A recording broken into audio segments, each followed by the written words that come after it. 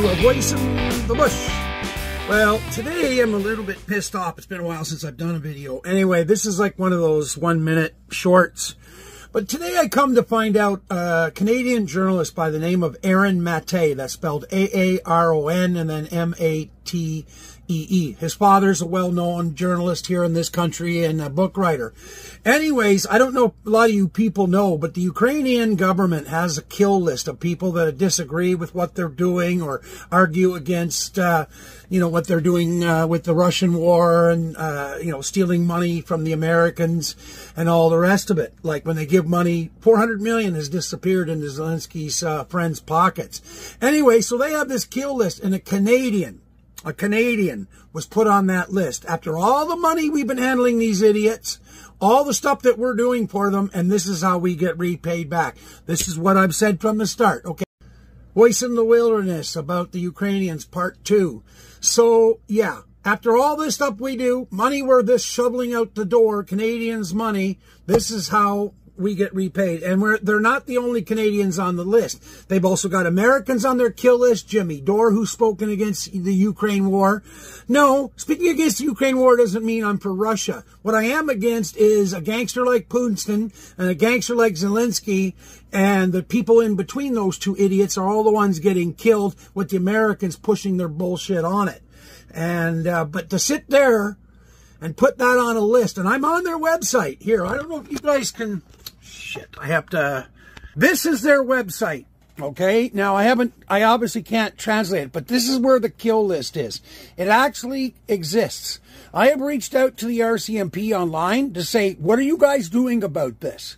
Like, they're threatening Canadians now, okay? Like, this is the Ukrainian situation.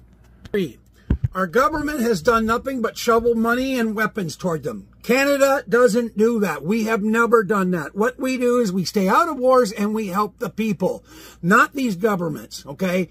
Ukraine was the most corrupt country in Europe, if not the world, until this war, okay? Not saying the Russians are any better, because they're not. But they're like two motorcycle gangs or two mafioso families fighting over turf. There is no good guys here, except for the people that are dying on both sides, the Russians and the Ukrainian regular people.